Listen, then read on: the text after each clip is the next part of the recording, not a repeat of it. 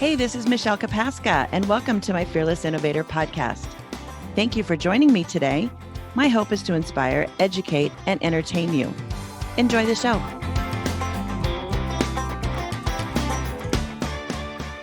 Welcome to the Fearless Innovator podcast. My name is Michelle Kapaska, and I'm your host. Today's episode is called Cynthia the CFO. Ultimately, it's a story about getting quiet on the J.O.B. In 2005, I was assigned as a project manager to a project in Winston-Salem, North Carolina. I was informed that the sales cycle for this project was very difficult because the CFO, which was Cynthia, was very stringent, very determined woman. She knew what she wanted and just very somewhat difficult to work with. And guess who always got assigned to the most difficult projects? Yeah, me. It didn't bother me because they were challenging, right? So that didn't bother me. The other two people that were assigned to my project were out of our Atlanta office. The day before we were to meet with Cynthia and her team, we met because I wanted to make sure that we looked like a cohesive team. Day one, when we walked into the conference room for our design session, Cynthia was at the head of the table. And then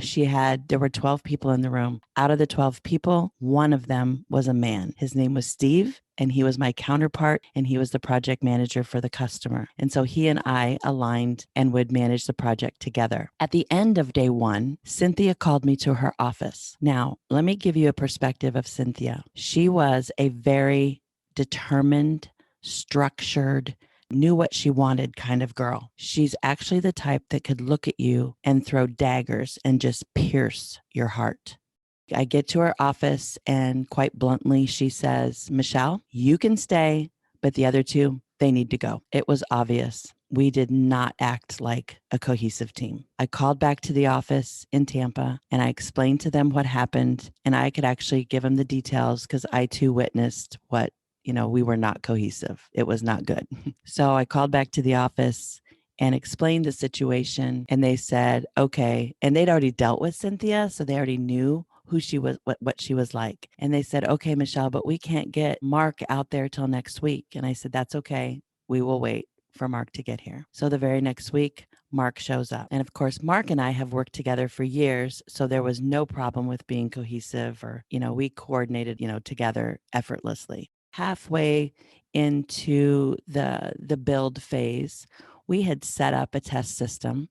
And on that test system, we were now putting data into the system so that in the test phase, we would have data to practice with. And Mark noticed some inconsistencies in the data, and he made note of it and he told me about it. And I said, okay, well, let's keep an eye on it. Let's just see what happens, So a couple of days later, he comes back and he said, Michelle, I am confident we have an internal sabotager. And I said, explain to me why you believe this is happening. He said, this person is going into the system and putting in bad data so that when we run reports or do other testing, it fails. And it's failing because the data that was entered was not accurate data. If you're a data guy, you would probably get that. That's more of a technical perspective. I said, well, what can we do to prove this? Because if I go to Cynthia, she's going to want validation that this is real. He goes, I know what to do. I said, all right. So I think it was another 2 days Mark come along, and he said, here you go. And he'd given me a report, and the report was quite lengthy. It showed the person's name. It showed when they were logging in. He essentially did a SQL trace. If any of you out there in the technical world knows what that is, it's a SQL trace. And he was able to identify a lot of things with this report. And it was delivered to me on green bar paper. So you know how long ago that was. So he delivers the report, and I was like, oh man. So I called back to the office. And I said, Houston, we have a problem. And so I was putting up all warning signs saying, hey, back at the office, somebody needs to help me with this. I got to deal with Cynthia. I got to deliver the right message. What am I going to do? And my boss, what my boss told me? This is what he said. Michelle, you can do it. Oh, I get it. He wanted to make me look like the bad guy. I'm the one that has to go in front of Cynthia. Oh, I get it. No problem. I felt like, my boss curled up in a corner and didn't even want to help me. So I'm like, okay, well, so for the next 3 days, I was trying to craft my delivery, what I was going to say, how I was going to say it. And I just remained silent for 3 days until I just came to the conclusion that, you know what? I'm just going to go tell her, and I'm going to tell her straight up, because that's what I do. I'm like, I can't deliver any better of a message. I've got the data right in front of me. I might as well just tell her the straight up truth. So I scheduled a meeting with her. I walked into her office. She's sitting down. I'm standing up. And I said, Cynthia, I don't know what better way to deliver this to you than just to tell you straight up. I said, you've got an internal sabotager. Her name is, I don't remember her name. Let's just call her Susie. Her name is Susie. And here's the report that I can prove and back up everything that I just told you. And she stood up and she leaned over the desk with her gleaming eyes. And she said,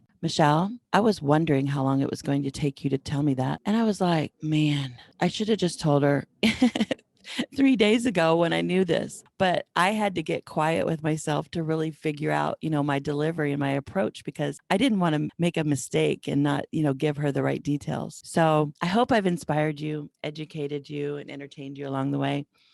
If you want to reach out to me, you can reach out to me at fearlessinnovator.com/contact. If you'd like a free copy of my book, go to fearlessinnovator.com/free book. And the book is entitled Why My J.O.B. Quit Me, Jumpstart Your Firing. You all have a great day.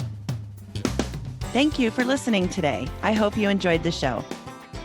If I can help you invest in your future, reach out to me at fearlessinnovator.com. Catch me later.